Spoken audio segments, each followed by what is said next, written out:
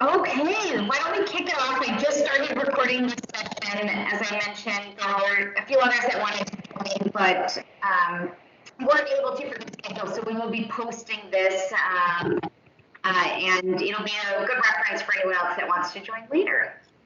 So I'm going to kick us off today, and then I'll turn it over to our MC in just a minute. But I wanted to take a moment to welcome everyone. This event, Innovating in Uncertain Times, came about as a result of the President's Challenge. So I have to say special thank you to American Family and to JCI for their support and willingness to jump on board. And when the core team that was coordinating the President's Challenge was talking about how do we really encourage people to innovate in such a short timeline, I mean, the check-in pre-proposal documents due today, and in like another 2 weeks, the final proposals are due. We thought, what better way than to bring together some of the leaders, both from Marquette University's campus as well as American Family and JCI, to talk about some of the best practices that they have seen from innovating in partnership with the community and innovating in under pressure, quick timelines, and coming up with really productive solutions. And so with that, I'll turn it over to our MC today, Kyle Hagee. He's going to welcome everyone to introduce themselves, and then we'll get into the questions. I have two other housekeeping things actually before I turn it over to you, Kyle. First is make sure just, if you're not speaking, keep your video and microphone off to avoid any, to save bandwidth and avoid any extra sound coming through. And then the other thing is, if you do have questions for panelists, feel free to type them into the chat, and we'll take them as they come in or towards the end of the session, depending on how relevant they are to some of the things that we are talking about. But we encourage you to have some dialogue, so shoot us over some questions, and we'll definitely make sure that we take those. So Kyle, I'll now turn it over to you. Awesome. Thank you, Kelsey, and really excited to be here. As Kelsey said, my name is Kyle Hagee. I'm currently working for Marquette, producing the Innovators on Tap podcast, which is really focused on innovation, the mindset necessary for innovation, and that's hosted by Marquette's Innovator in Residence, Chuck Swoboda.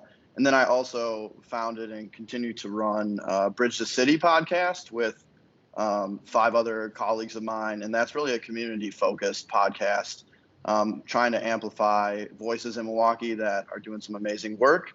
And we try to end every episode with an action step that, you know, everyday people like myself can take to get more involved in the community, try to make a difference, et cetera. So I'm really excited to MC this event because it's kind of a mishmash of those two worlds, both innovation and community building. And we have a really great panel to discuss both of those topics today. So I'm going to let them introduce themselves. Maybe Rob, if you want to go first, then we can just go down the line. We'll introduce the panels, then we'll get to the questions. Sure, I'm Robert Smith. I'm an associate professor in the history department at Marquette University, and I also direct our Center for Urban Research, Teaching, and Outreach. I play in the world of community engagement, and I do what we might generally refer to as legal history. I like to study the Black experience and the U.S. experience through law and policy.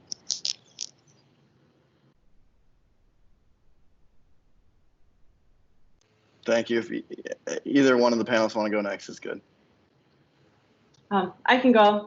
I'm Liana Nikelski. I'm the Strategic Partnerships Director with American Family Insurance. My work with the company is really focused on our expansion into Milwaukee, and the team here we have is developing partnerships in community, Marquette being one of those. So when our building opens on historic King Drive in 2.5 years, we will have this activation of space and community. I'll also just mention I'm the board president of Highland Community School. We're a school in the Marquette neighborhood. We've had a long, rich history with Marquette, and it's a privilege to be a parent of 3 children there as well. Great, I'll jump in there. My name is Grady Crosby. I'm the Vice President of Public Affairs, I'm the Chief Diversity Officer, and the President of the Johnson Controls Foundation. I'm a transplant to Milwaukee, been in Milwaukee now since 2011. Originally came to work with Johnson Controls on the legal team. So prior to this role, I was the general counsel of our battery business. In the current role in public affairs, my group covers everything from our sustainability initiatives to community engagement and involvement, of course, workforce diversity and supplier diversity. Really invested in community as well, serving a number of nonprofit boards. really happy about our partnership with Marquette and happy to be with this great panel today to talk about innovation in uncertain times. Thanks. You heard from me earlier, but I'll take a minute to introduce myself. My name is Kelsey Otero. I'm the Associate Director of Social Innovation at Marquette University, which is located in the 707 Hub.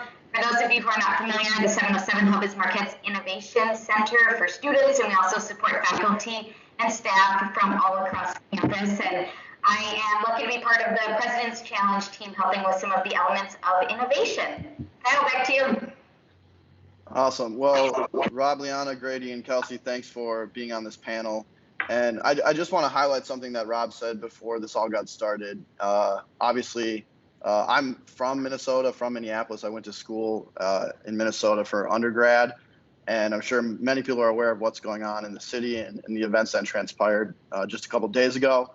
So obviously, we were dealing with uncertain times before this, but I think it's tough to pretend like everything is normal right now, and I know a lot of people are dealing with a lot of strong emotions.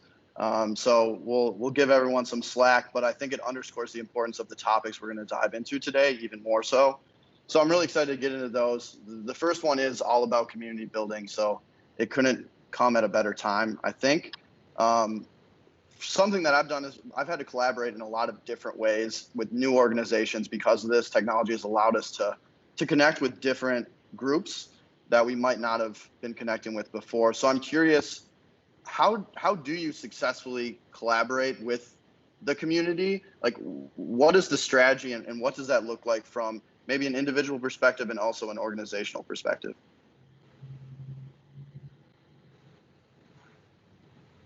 I can jump in. I wasn't sure who will start here. For us, I'm thinking about corporate strategy, right? Because in my previous life, I was in the nonprofit sector, but I'll kind of speak from the AmFam perspective. I think it's about co-creation and working in partnership. You know, the PPP, triple P is really popular right now for all the stuff happening with COVID relief. But when I'm thinking of PPP, I'm thinking of people, our policyholders, and the public, our community. So there are a lot of stakeholders in ensuring that there's representation from all of those in our work. So, you know, not pretending that one person holds all of the answers and knows all of the right path forward, and that it really comes from those with experience. And so if you have that experience and expertise in-house and on your team, I feel very privileged to work with an amazing team here in Milwaukee, Joanne Severe, Renelle Washington, Marisa Contreras, you know, who have a lot of experience in community. If you have some of that thought leadership in-house, leverage it. And if you don't, then, you know, really lean in and rely on those experts in community who really understand the issues and problems and know the changes that need to happen in order to affect that social change and desire we seek. You know, I'll follow up to Liana. You know, one of the challenges with being a faculty person or in the world of academia, the goal is obviously to learn and to know. You know, that's sort of the push, and we even have it as part of our mission, the search for truth. And in that process, we get taught that there are certain channels through which truth becomes sort of clarified and stamped with an approval. And I think as a member of a faculty and a member of a university, one of the things that I think is most significant for developing relationships is to approach any and all relationships with a high degree of humility and recognize the importance of expertise beyond those traditional channels that we've been molded to think are the sort of quintessential ways in which knowledge production occurs and the ways in which truth is formulated. One of the key ways to think about that for me is, and then I also wanted to make sure to make some comments here about the importance of the humanities and the social sciences. Oftentimes we think about innovation as a STEM-related set of ideas, but it's really important for us to get artists, humanities folks, social scientists in these conversations because of what we would typically refer to as an interdisciplinary model. And in that model, community expertise is extraordinarily valuable because of the way that folks who are intellectuals as a result of their experience, their lived experience in their work on a day-to-day basis, particularly at the grassroots level, the way that expertise then becomes a part of knowledge production, whether it's in the classroom, whether it's in ideation, whether it's a a matter of even research projects. Research projects are extraordinarily critical, as we were talking about here today. Some of the ways that we bring folks together really helps to inform and amplify and in many ways strengthen research projects as well. And so I think that if the approaching collaborations with a high degree of humility and recognizing the importance of a wide body of expertise beyond the walls of the university. Yeah, I would definitely just echo that. I don't have a whole lot to add to what's already been said, other than the fact that, as a company, working for a corporation, we have to be very mindful to stay within the rails, if you will, because we have a broad array of stakeholders. And so the way we continue to make sure we do that is to stay real close to our values. And so in any times, we need to look back to our values to make sure that we are at least plotting on the right course. But that's not a dogmatic type, blind direction, if you will, because as Rob stated, we too have to make sure and be mindful of keeping our eyes open and recognizing that we're not subject matter experts on everything. And especially when it gets to this community involvement space, working in communities, we've quickly recognized that it is the communities that know best what is best for them and in their circumstances and situations. So we have to be mindful of really listen to our community partners to make sure that within our values, we are being responsive to the needs that are arising, especially during this time, COVID-19, social unrest, what have you. When we had the issue in the Sherman Park neighborhood some years ago, there was a certain crisis response, if you will, that was ignited within our organization. And it came again through listening to what the needs were going on in our community. And so we try to be flexible to adapt and adopt to that. And we'll talk more about that. But I think that's really where innovation occurs. Not necessarily, coming up with new stuff, but using the old stuff to solve new issues and address new issues. I think that's true innovation. And, I want to follow up on that as well some more. And I really appreciate you all's comments because they are spot on. Having worked on a President's Challenge application previously, I would imagine some of the folks who are in attendance today want maybe more precise kinds of tips. And I think from my experience, what we had to do as a team previously is create a space where all of the partners had the opportunity to share ideas. And that sounds simple and easy, but sometimes you really have to pull on folks to get them to share because, for example, if Grady invites me over to an event over at his shop, I'm going to sit there and I'm going to listen to those folks. Or if Liana invites me over to do something, I'm just going to sit there and listen to them. And so that's oftentimes not because I don't have ideas, but I'm sort of in their space and we kind of do that performance of things sometimes. And so as we build collaborations, I think the first sort of structural bit of advice is to really encourage everybody to provide as much input and thought as possible early on, because sometimes out of respect, we'll sort of sit back, And so in building those partnerships, really encourage people and pull on folks to share their ideas in a very practical way. Yeah, Rob, I think that's great, like practical advice and going down that path as teams come together and have to work.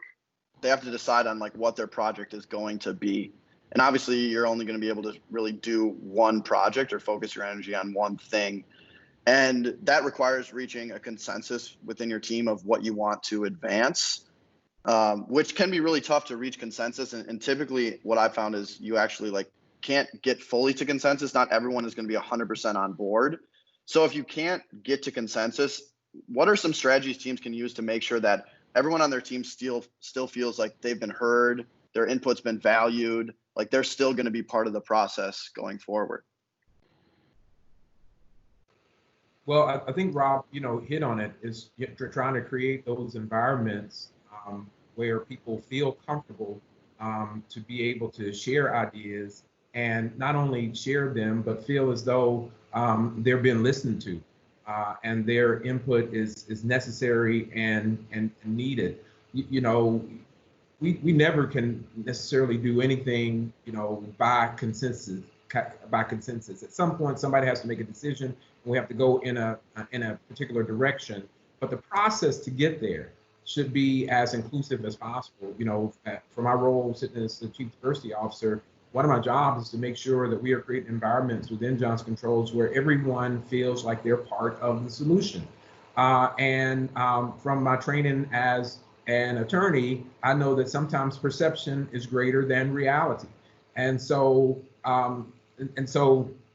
what do we do to make sure that people come away understanding that their voice was counted? I think some of the issues that are going on in our country right now could be handled better if everyone felt as if their voice is being counted. But some voices, as we've seen recently, are just not being heard. And so as you build your process, make sure you are taking into account those disparate voices, those voices that, you know, have an altering viewpoint and come from a totally different vantage point than yours. And you'll be surprised how when you get the most possible solutions in one area, how easy then it becomes to develop the most eloquent solutions to address issues. I would just add on to that, and it sounds like we're thinking of the concept of the Marquette President's Challenge in this context. Be willing to incorporate that feedback into another manner or initiative or in the future or an iteration. You know, this is a year-long project and you may have a plan and someone may bring an idea forward that doesn't fit into that immediate plan, but it can still, you know, perhaps be I don't want to say plan B or plan C, but you know, you work towards something and you check in mid-year and you realize things maybe aren't going like you thought they were. You know, let's revisit some of these other ideas that were brought forward. And so I don't know if you want to call that a parking lot or a place to hold these other ideas or thoughts, but hold on to them. You know, it's you know, beyond receiving them, hold on to them and make sure that there's an opportunity to see them come to fruition in perhaps other ways. Yeah, let me just second that and third that and fourth that. Some of the great outcomes will probably not be out of that first iteration. You're so absolutely right. It's you know, you might come back to something 2 or 3 years down the road, and having built those relationships and built that trust is in some ways more important than the immediate product. Yeah, absolutely. I think a lot of it's about building a space where people feel like they can share and recognizing that people share their thoughts and opinions in very different ways. So not everyone's going to get on a Zoom call or a Teams call and be really vocal about what they think. And so recognizing that and figuring out ways that you are constantly mindful of how you get feedback and how people are giving you that feedback, whether it's through some of their body language that you're seeing, talking to them on the side one-on-one, having them review a proposal. And then the other thing I would say is it's one thing to have everyone contribute to the initial proposal, but then being really mindful that throughout the entire implementation process, that everyone continues to feel like they're a partner. And sometimes it's really vulnerable and hard to ask some of those questions and to really, you know, check internally whether or not you are being intentional about that. And so constantly going back to the drawing board, getting feedback and building a culture and environment of security where people can share and feel comfortable sharing, because that's what will help to elevate the team and the idea overall. Awesome. I love the point that Liana and Rob had brought up about, you know, the idea that any idea that comes from this process can be executed, you know, 2 or 3 years down the road. This can just be the start of kind of an ideation phase that you can use these ideas in the future. And I think it's easy to get laser focused on what the objective is for, you know, the President's Challenge or any other challenge. But really the goal is to solve a problem, solve a community problem, make our, you know, city, our country more equitable, more just. And those are issues that will be tackling our entire lives. So it's exciting just to be able to connect with really smart people come up with ideas and see where they go down the road. And part of kind of continuing that journey of towards equity and justice is there's a lot of pivoting that goes on during that challenge, and I think we're seeing one now. So I'm really curious how either your organization has had to pivot during this crisis, or how has a community organization you've been working with had to pivot, and how are you supporting them? And that's a question for anyone. Yeah, I would just Go say. ahead. Go ahead. Okay, cool. I would just say that, you use the precise word here that's really applicable, pivot. We've really tried to understand and learn that we need to constantly be ready to pivot from the business standpoint and even how we operate in the community. And to a large extent, and we touched on this before, innovation is about pivoting. And so from the business standpoint, we've talked more about touchless buildings and enhancing remote services and building flexible infrastructures than we have ever. And, we're all about building safe, comfortable environments. But this particular time has caused us to, rethink about what that means as we are, living, socially distanced and self-isolated and stores closed and offices being abandoned. We have to figure out how we're going to adapt to better accommodate what the world will look like in the post-COVID-19 environment. So, for instance, at homes, homes need to be adapted so that it can better adjust to folks that are working from the home environment. We think about, socially, our streets and sidewalks need to widen in order to make sure people are keeping their distance. I was talking to someone recently who lives in New York, and they were telling me one of the great things that they thought about moving to New York City was the fact that, everything was right there. People, shops, business, everything was, all together, and the denseness of the area. And now, and COVID-19 has shown us that that's not necessarily something that's very attractive. And so even in our community space, we've had to learn to pivot and see where there are needs that are going on in our community versus resources that once were dedicated to one thing, but now because of COVID-19 have shifted. And we've done this. I've seen examples where the Bucks, the Milwaukee Bucks had all this food that they were planning to be able to serve during the playoffs and ended up redirecting that to the community. Well, on a smaller scale, we contract with a food service provider named Aramark that had all this extra food, and we listened to our Silver Spring neighborhood partner because they needed food, and so we ended up pivoting so we can connect the two. We ended up, making sure that our processes around our grant making was going to be flexible enough to allow organizations that were just trying to operate, let alone, try to execute a program, but just trying to keep the lights on, that we loosened and sometimes eliminated some of the productivity and programmatic requirements and changed their grants into an unrestricted type form so that they could at least carry on their mission. That's the type of, on a very, small scale, the type of flexibility that we've tried to build into our processes so that we can be responsive in times that just, continue to change and be fluid. I actually really love this question because I think it elevates and highlights the brilliance and innovation that exists in people and the ability to adapt so quickly. When I think about from the business side, 20,000 people in the enterprise across the country pre-COVID, around 30% working remote. Last week, 98%. And you think about, whoa, we were already thinking about working remote, but we would have never imagined in a million years that we could go this fast and make it happen.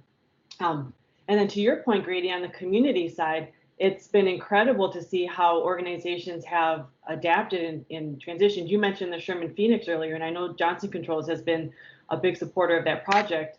Last year we invested in a program, Steam and Dream, which is to be offered in the space.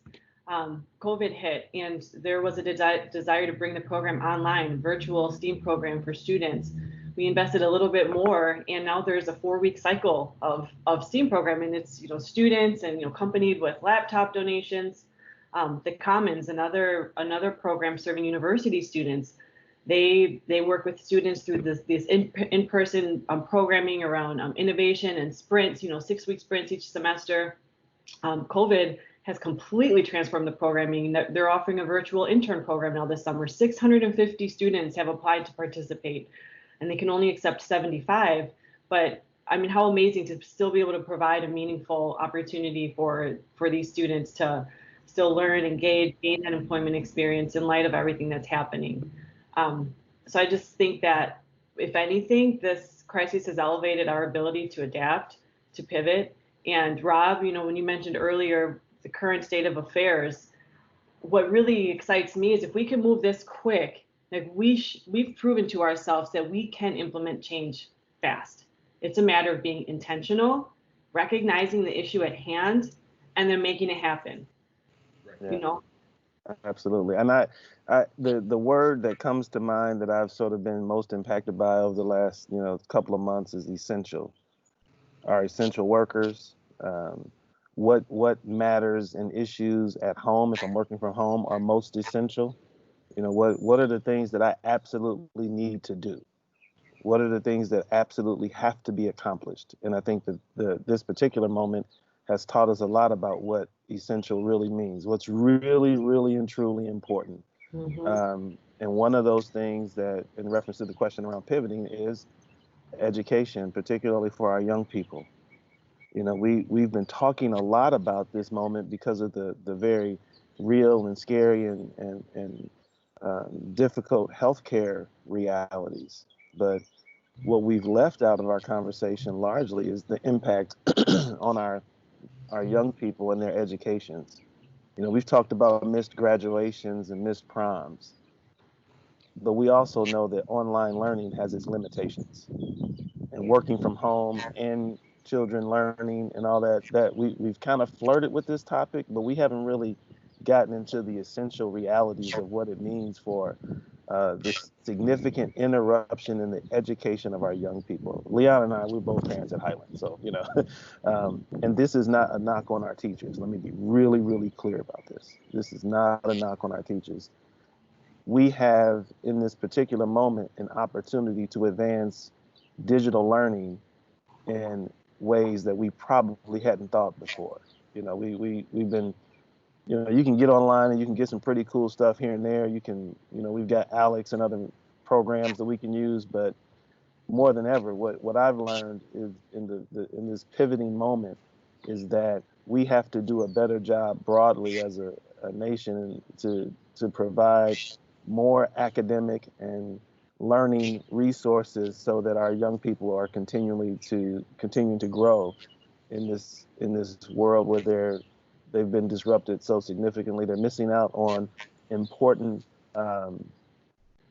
relationship building that's so critical for kids as they grow as well, because they're at home, so many hours of the other day. And so my pivot has been to work with more educators in developing some of those digital and online modules, particularly with highlighting the rich histories of the various communities of people here in Milwaukee, Wisconsin. I would just add, I think we're really quick to think of all the reasons why something won't work, and we place a lot of limitations on ourselves and on partners before we even start anything. And I think if you had said that we would have 98% of American family employees working remotely in a really short period of time, people would have said you were crazy and that it can't be done, it's impossible. And crisis sometimes brings out the opportunity for us to react quickly, and we just need to be mindful that we don't lose the intentionality behind what we're doing. So I think similarly, the president's challenge is a really quick turnaround. There's probably a lot of reasons why you think you couldn't get a proposal in, there's other stuff going on, or an idea that you have is so crazy that it won't work. And I think sometimes out of that comes the best ideas, and our ability to pivot collectively and get joint input, more than if we take all the time in the world to make sure every plan is worked out and perfect. This allows us to prototype and learn on the fly while we're going through it, and leverage user feedback in the moment, in the process, to make a solution a little bit more solid and sound. Yeah, Kelsey, So, I think a great you can point. go ahead. Well, thanks, Kyle. Kelsey, it's a great point, because it just emphasizes to me, again, that we just can't overlook some of the obvious as well, because as I said, to me, the truest form of innovation is using existing technologies to in new ways to address new issues. And so this COVID-19 issue, as Rob has talked about, there's an opportunity for digitalization and distance learning, but it also uncovers a number of disparities as well that's going on in our communities. We talk about traditionally we talked about the summer slide, if you will, from kids from ending school in the spring to when they come back in the fall or whatever. Imagine what that looks like is going to look like now, especially for those kids who don't have resources to be connected, and don't have an environment where in the home it's conducive to learning anyway. And Rob picked up on this as well. We as humans are driven and designed to be connected to each other. And so this is kind of swimming outside of our lanes to work in this virtual environment.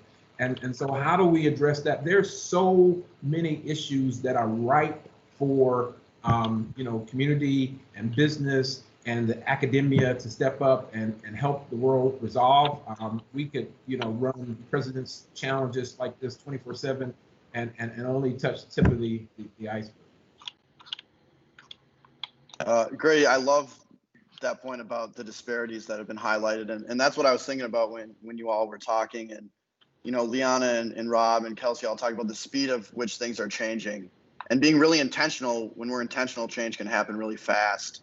But obviously, COVID, maybe more than anything else, has highlighted the inequities in our society that have always been there, but maybe were a little more invisible to some people.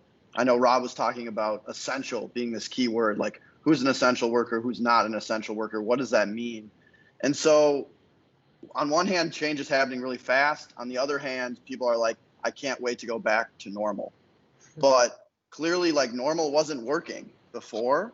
And so I'm really curious kind of on how your organizations or individually, how do we not go back to normal? How do we go back to better? I gotta think about that question for a second. That was good. I have a thought to add here, and I think, Rob, you had mentioned it in your first response around knowledge and truth. And some of the work that our company has been doing has been honoring the truth and reconciliation in our history and how we got to where we are today. So enlisting experts like Brian Stevenson from the Equal Justice Initiative and having him speak to our 1,400 leaders and highlighting the work that he did in the South around the injustices against African American men and how there has been this terror against them for hundreds of years, and how this is not okay, and we need to educate ourselves, everyone, and have this common understanding of the state of affairs in order to affect change. And beyond that understanding and learning, it's also about being proximate and meeting people face to face and getting close to the issue at hand. In some of the, Grady and Rob, in some of the earlier responses around collaboration, leaning into community experts and community experience and being proximate to the issues at hand, I think help also drive a deeper understanding, but also compassion for each other and for each other in the situation that we are in. And so I think that is one way, a path forward for how to come out of this pandemic. It's work that we already had underway, and now with to the point of the COVID, just elevating these disparities, just being committed to that path. both. I have to shout you two out, Grady and Liana. Your organizations, like I mentioned earlier, I like the law and all that. I got to witness a conversation with Ben Crump over at Johnson Controls, and I got to hear from Brian Stevenson when he was around when you all brought him, and that for corporate giants to be in those conversations in that way is hats off to you, props to you.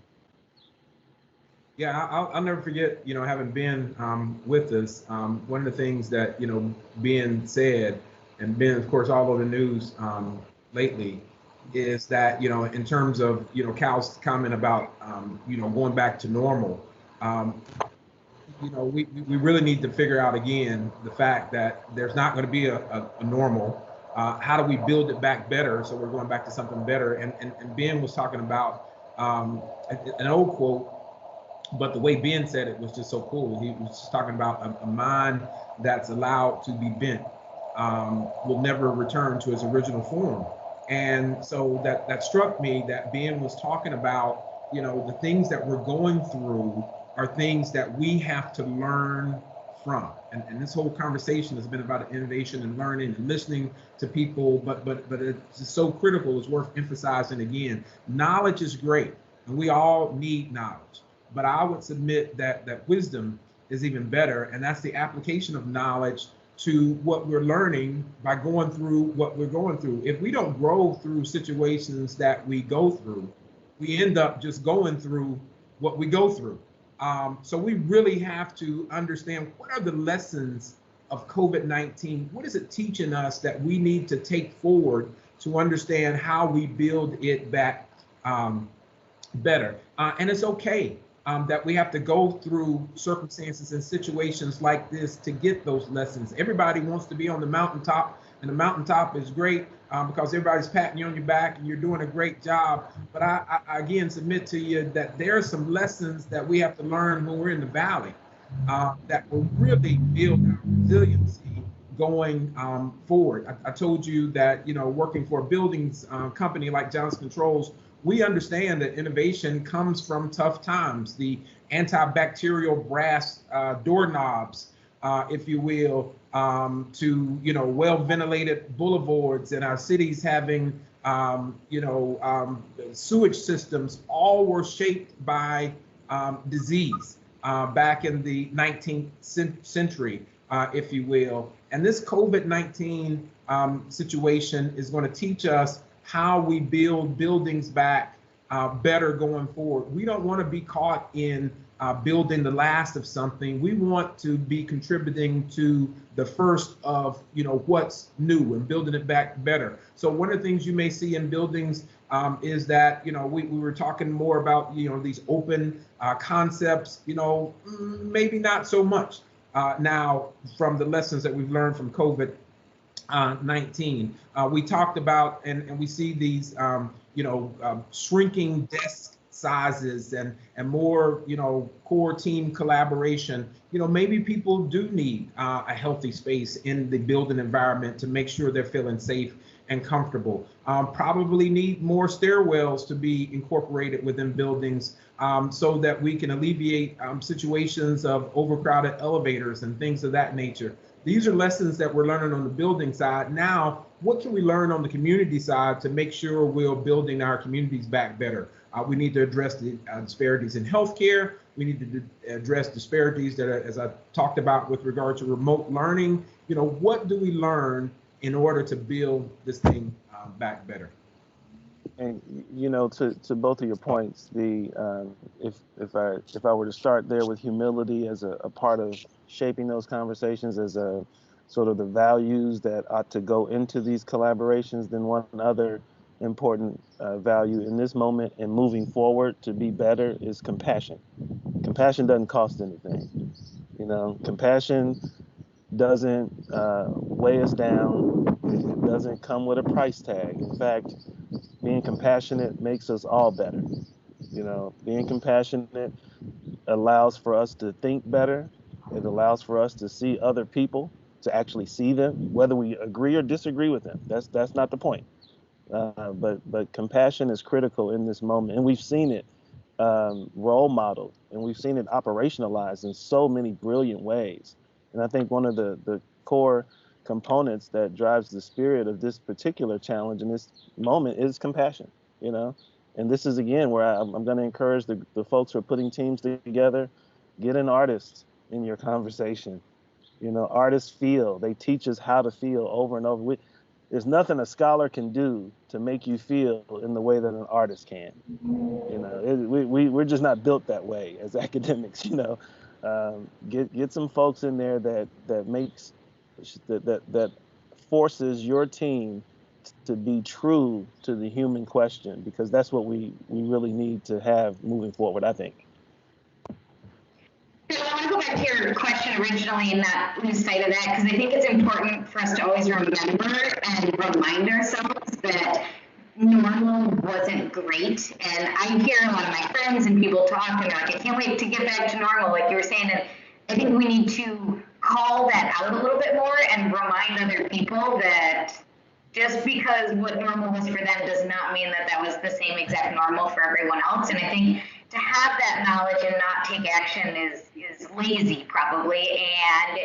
And to take action without the knowledge of what's really going on is just ignorance and stupidity.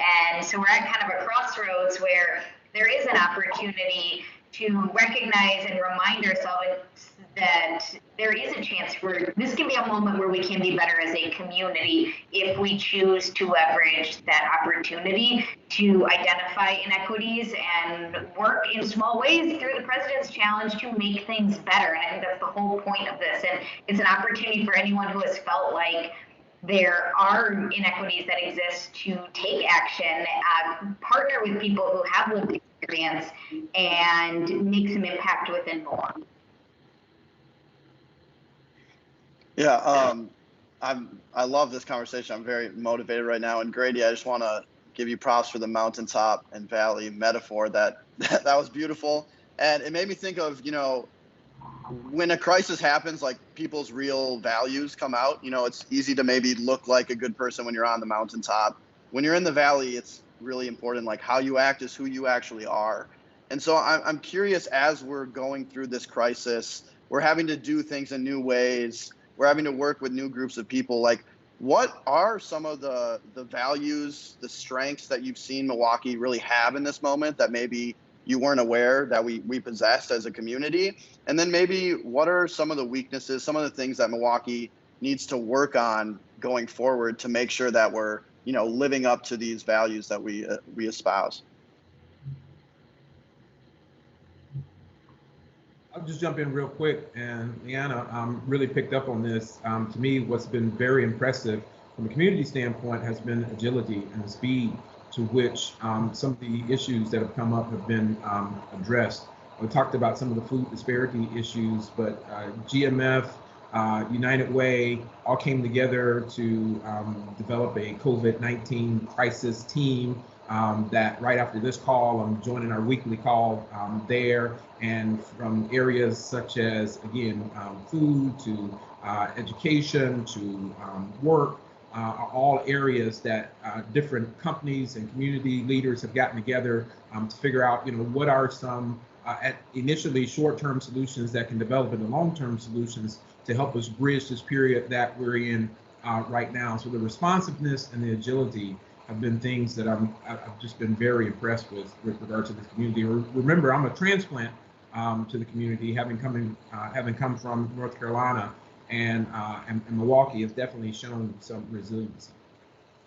You know, let me jump in right there, Grady. I was in North Carolina before I came here as well. I was in Charlotte and arrived here in 2009. And the thing that struck me that was most surprising, that I think is an important component to this, and I got to shift into my Highland Dad role with Miss Liana now. So, is the city's commitment to health and wellness, particularly urban farming. And Liana really built the infrastructure at our school for our kids to learn the importance of healthy food and how to grow healthy food and how to sort of extend on the work that had been happening at Growing Power and other places and bring it right directly to our young people, to where the kids at our school, you know, they don't even eat. They eat better than I could have ever imagined children eat because they just understand the importance of these kinds of questions at a very young age. And Liana was really central to that. And I think one of the key components in this moment that we have to remember is that we have an infrastructure in place to grow our own food in the urban landscape. Like we've got some really awesome opportunities already in place that are sort of part of the fabric of our city related to health and wellness. And we can't lose sight of those, or I think we ought to maybe make sure to repivot back to those as we get a little bit, as we move forward in the new and better world that we'll create out of this. And one of the things that I think is really central to that is remembering that we can grow our own food here in the city, and that act of being engaged in our physical well-being is very spiritually rewarding. As Venus Williams and other folks have reminded us, we have to stay connected to the earth. I know this is probably not quite where we were going with innovation and all that, but it matters for the human spirit. We can't forget that we are connected to one another, as Grady mentioned, and we can't forget that we're connected to the earth. And what we put in our body in this moment is really critical, because it's going to help us maintain and stay as healthy as possible during this difficult circumstance. As an adult, I should have always had a stocked cupboard and a refrigerator full of food. I do now. I should have been doing that all along. It's little things like that we have in our city. We have a great local restaurant scene, because our local restaurants get local produce. Like all of that matters now. All of that matters more and more, and we've got some things that work for us. So around your question, Kyle, in terms of like the strengths and some of the weaknesses we've seen come out of this pandemic, you referenced food, the local restaurant scene. You mentioned, Grady, the collective impact of people coming together to respond immediately. I have been so impressed by the individuals who have self-organized and brought resources together to do work in their own neighborhoods, block by block, home by home, whether it's collecting food and delivering it. I know the Milwaukee Business Journal 40 Under 40 group this year, in a matter of 2 weeks, two of the members of this class pulled together, I don't know, it was thousands of dollars, I don't remember the amount, and had that food delivered, 2 months ago to essential workers in healthcare systems. And then the outpour of support from individuals to buy gift certificates or to encourage each other to, buy takeout at local businesses so they can survive this pandemic, I think has been an amazing strength demonstrated by our community on an individual basis. And it gives me a lot of hope and a lot of pride in our community. I will say though, with the pandemic and the way we saw the PPP dollars distributed, I think exposes that there still remains great disparity and institutional racism that has not been addressed. And we need to be intentional about where those dollars should go. I think there's still opportunity to affect the distribution of those dollars. And I think, unfortunately, that's an area that we need to work better on as a community in terms of what are the policies that are in place, how do we ensure access. So these, it's just specifically the PPP dollars. I know that I think you can use the same conversation for other points of resource, power, and influence. Is that we still, I think, as a community, have work to do around addressing some of the institutional systems that exist that continue to oppress people.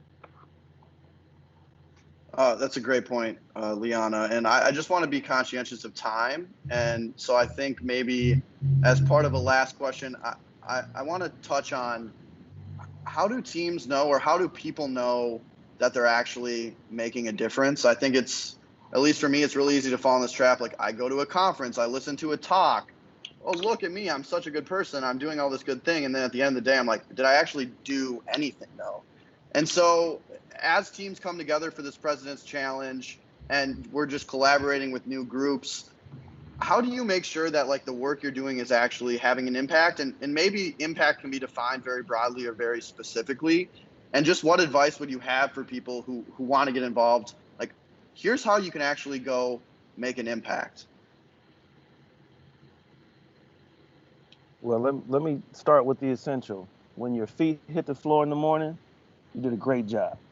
Let's just start there. Like, and I know that sounds kind of crazy, but let's start with the very basic essential. When you wake up in the morning and you can get yourself going, you have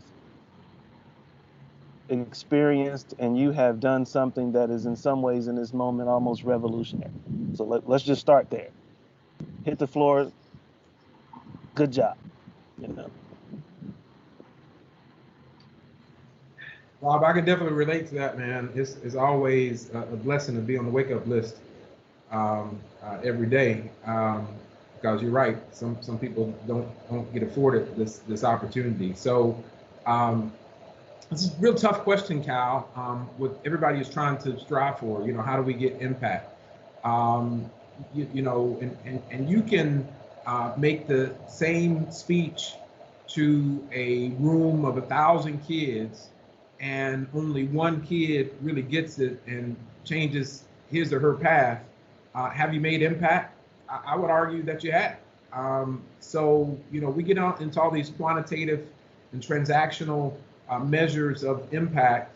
I think our focus has to be really on making sure we are doing things that are calculated to change the trajectory of lives. And at the end, there's a whole adage that my mom would say, do thy duty, which is best, and leave unto the Lord the rest.